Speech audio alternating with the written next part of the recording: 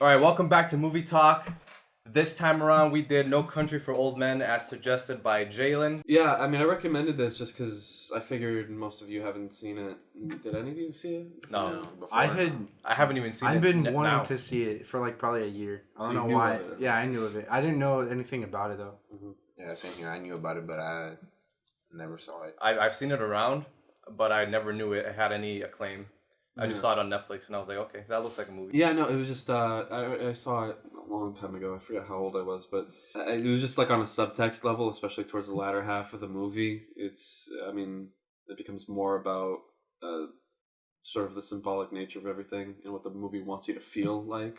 But that's all I'll say for now until we get into the deeper shit. So When I was watching, like, especially later on, like some parts in the movie was like so intense. Yeah. Holy shit, it was so good. And then it gets to near the end. I have no clue what was happening. I feel so dumb too.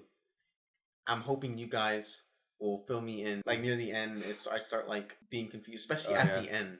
I'm right there with you, buddy. I don't know. For me, I feel like always what I like most, what makes a movie for me are the actors and the acting, and I really liked Josh Brolin's character. Yeah. His wife was pretty funny. His interaction, the way he interacts with his wife, Yeah. to me was hilarious. You don't need to know everything, Carla Jean.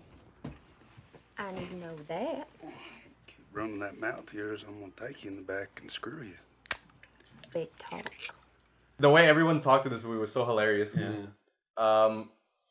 The main villain, what's his name? Anton Chigurh. Sugar, yeah.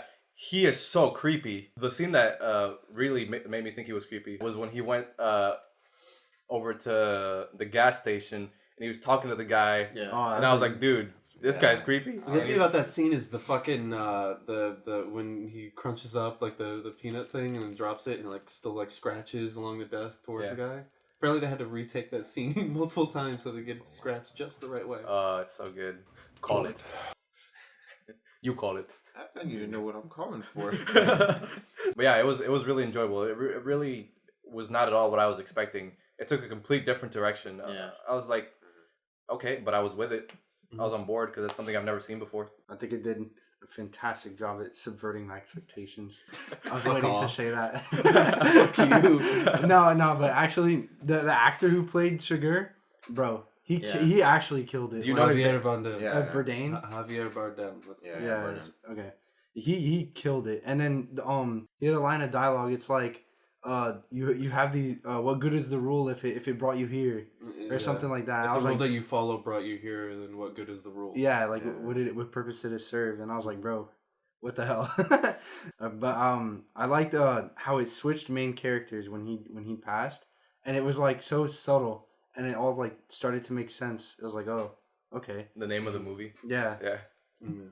Okay. Uh-huh. So what I liked about it was like mainly the setting and like because of like that old like Western type feel, but it's not because it's like flips it like because the good guy doesn't win. None of that stuff happens, and it was just like overall like the tone. I liked it, and like how the pacing went. It was like nice and slow. Yeah, it felt like the rug was pulled out from under me. Yeah, Like I was like, okay, I know where this is gonna go. They're gonna fight, like they're gonna meet up and fight each other. yeah. And then he's talking to this some chick that's hitting on him, and then all of a sudden he's dead. Yeah. Yeah, that's one thing. I wish it showed it like him like getting killed. Yeah. But Well, No, but that's the cool point. part. Yeah. That's the cool part about it. Yeah, he's just dead. Yeah. It's kind of Dude, I was like so confused. He didn't. I didn't believe it. Dude, it was like 10 minutes later. He was like, "Our boy's dead." No, I didn't believe it either. I thought that was like a fake I was dead body. like, like a goon. Yeah, I was like, hold there's on, no this is way. not right. Yeah. And then afterwards, I asked him, I was like, "Is our boy dead?" Wait a He minute. said, "Yeah." Yeah. I couldn't believe it. So if you don't mind me donning the fucking bullshit visual analyst cap for a little bit, so part of the whole deal of the movie is that you're seeing most of it, and when it comes down to the end of it, it basically is Ed Tom. That's the sheriff. Yeah. He's basically the protagonist because Yeah. what it is about really is this sort of changing feeling of like senseless violence like in the beginning of the movie, he's talking about how some sheriffs back then didn't even have to carry a gun. Yeah. And how nowadays he doesn't want to, like, you know, push his chips forward and run into something that he doesn't understand. And this movie is him running into something that he doesn't fucking understand. Because it's just like... Yeah, it's him kind of like he's a dog chasing a car that he can't catch. Yeah. And he was like, because that's why, to me, it felt like he was behind the whole movie. Yeah. Like he was running behind, and then when he finally caught up to it, he like realized that it was overwhelming for him. Mm-hmm. And then he had to Since he put it felt down. overmatched. Yeah.